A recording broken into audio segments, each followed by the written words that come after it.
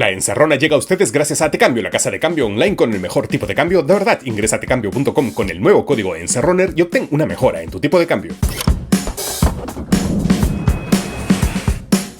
Hola, soy Marcos Cifuentes, bienvenidos a La Encerrona, tu mini noticiero en pandemia. Hoy es martes 13 de julio de 2021 y los precios en el Perú siguen subiendo, eso lo siente todo el mundo en los mercados, pero también la prensa especializada reportó que en junio, por primera vez en 4 años, el Perú había incumplido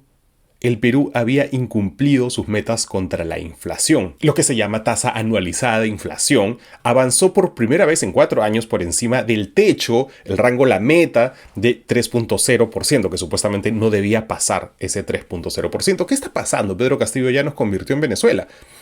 Para explicar este fenómeno, contactamos con Elmer Cuba, economista, socio de Macroconsult y, por cierto, también miembro del directorio del BCR. Efectivamente, la inflación en Perú ha subido en los últimos meses de manera importante, pero el grueso tiene que ver con factores internacionales. Por ejemplo, el petróleo ha aumentado más del 50% en los últimos 6 meses y es el culpable del aumento del GDP también, no solamente en Perú, sino en todos los países de la región.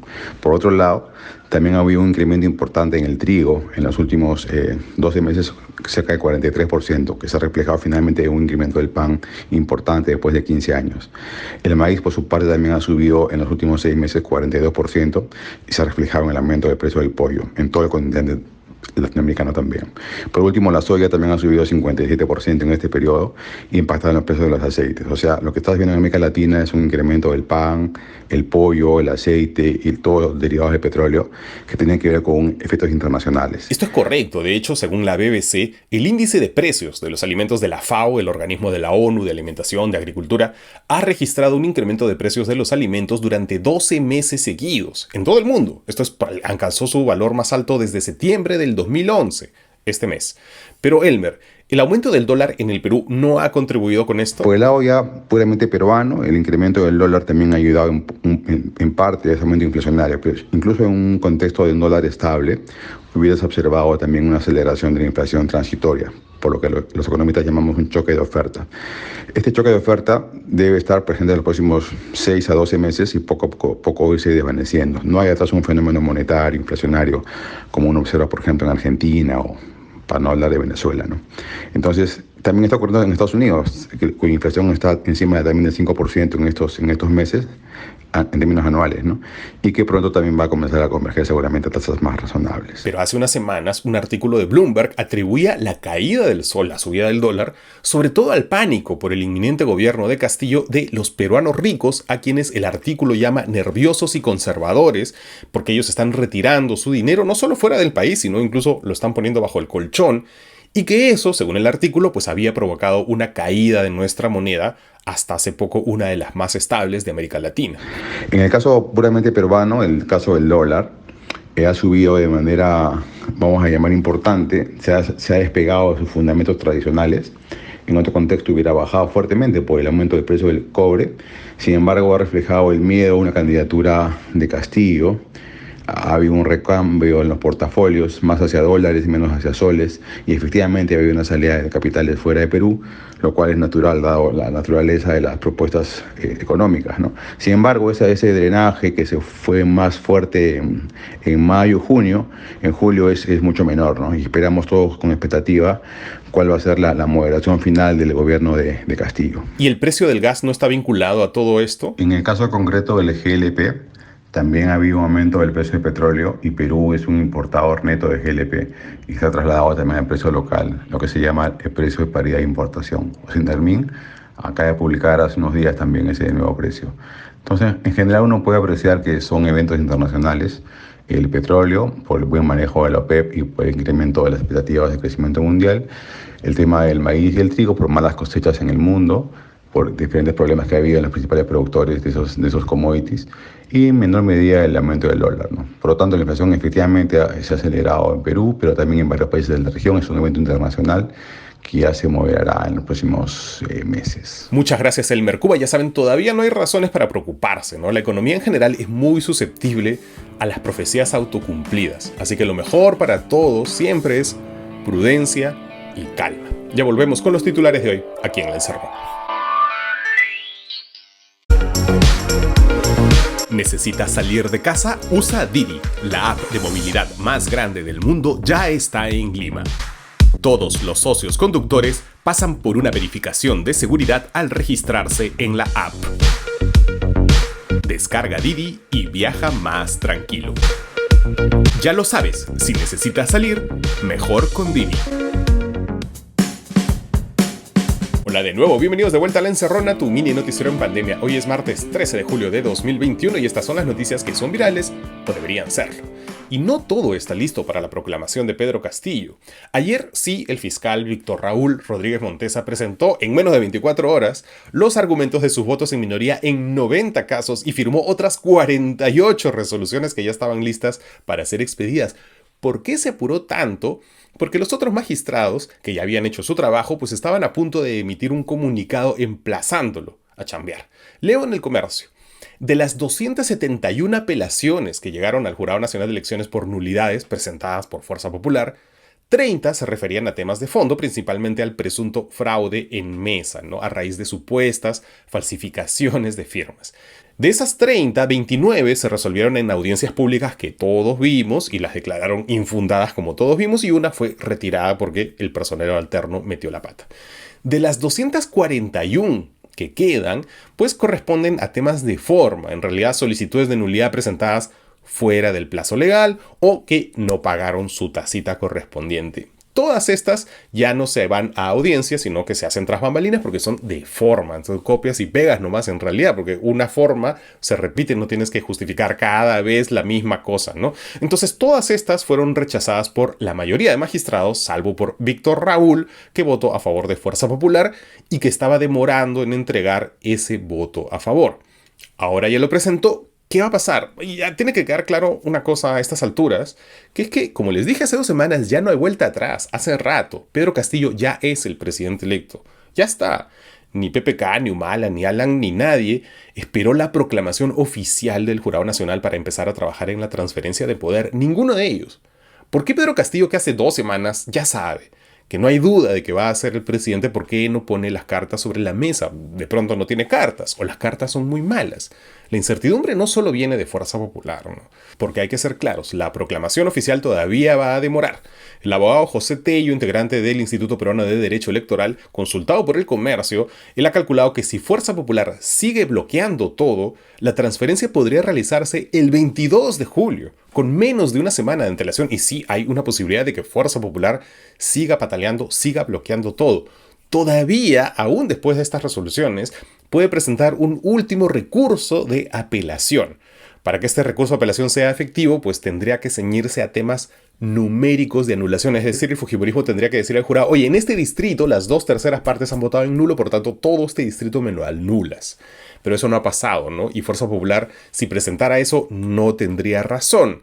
Igual sí podría presentar el recurso y hasta que el jurado le diga: oye, pero en verdad esto no tiene nada que ver, pues ya son 24 o incluso 48 horas más de retraso.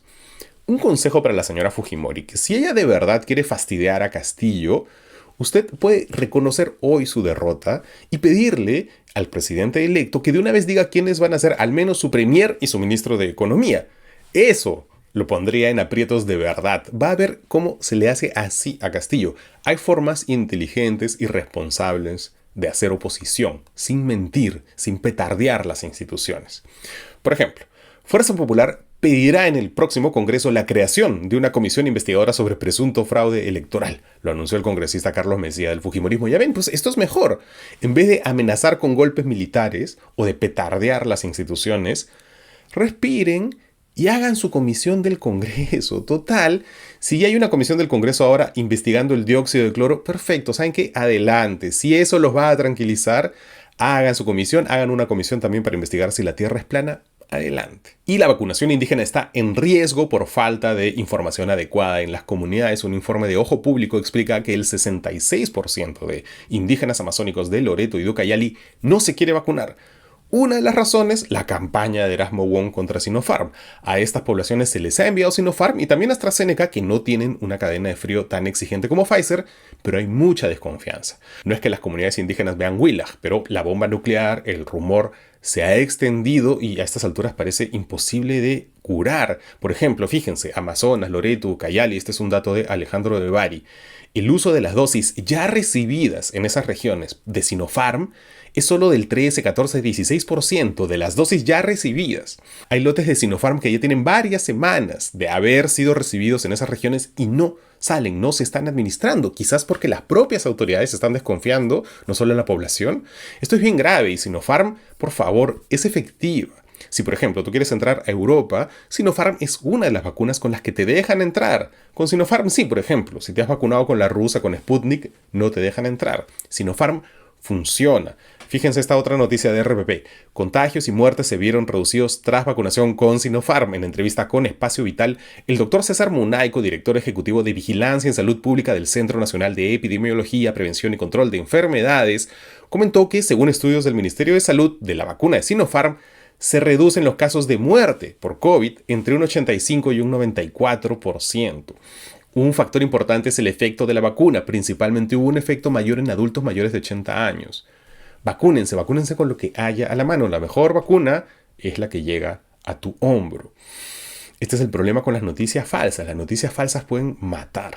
Hablando de noticias falsas, la última. El defensor del lector del diario El País de España le jala las orejas a Mario Vargas Llosa por hablar de fraude en las elecciones peruanas. Un defensor del lector es una necesidad cada vez más urgente en los diarios peruanos, sobre todo en el Perú. Solo Perú 21 alguna vez lo implementó, por supuesto ahora ya no lo tienen. Un defensor del lector es alguien externo al diario con capacidad de criticar las decisiones del periódico. Y bueno, un lector español que al parecer vive en el Perú se quejó al defensor del lector de El Diario del País por la columna de Vargas Llosa y le respondieron así. En efecto, esa frase incluye una afirmación no basada en ninguna decisión oficial ni en el ámbito de las autoridades electorales peruanas ni en el terreno judicial. Por tanto, la responsabilidad de la misma corresponde exclusivamente a Mario Vargas Llosa, quien ya ha hecho hace días alguna mención similar sin que la avalen los organismos e instituciones peruanas. Es cierto que las opiniones son libres y que el periódico respeta y acoge todas, salvo las que propugnan la violencia. Pero los hechos son sagrados y no hay base legal u oficial para mantener ese tipo de acusaciones. Más claro ni el agua, tú puedes opinar lo que quieras, por supuesto, pero no puedes afirmar lo primero que se te ocurre. Así no funcionan las cosas. Estos fueron los titulares de hoy, ya volvemos con los cuidados aquí en La Encerrona con Marcos y Fuentes. Buen Salvaje presenta la Gran Feria Salvaje. 11 días de descuentos especiales, charlas diarias a las 7 p.m, sorpresas y mucho más. Acompáñanos en www.buensalvaje.com y en nuestras redes sociales, Facebook, Instagram, Twitter y hasta YouTube. Compra seguro en línea y encuentra la mejor variedad de libros de todos los géneros. Lo que quieras lo tenemos y te lo enviamos al toque a todo el Perú. Así que guarda la fecha, del 15 al 25 de julio. Te esperamos en la Gran Feria Salvaje. Nos vemos en los libros. Buen Salvaje, libros para todos.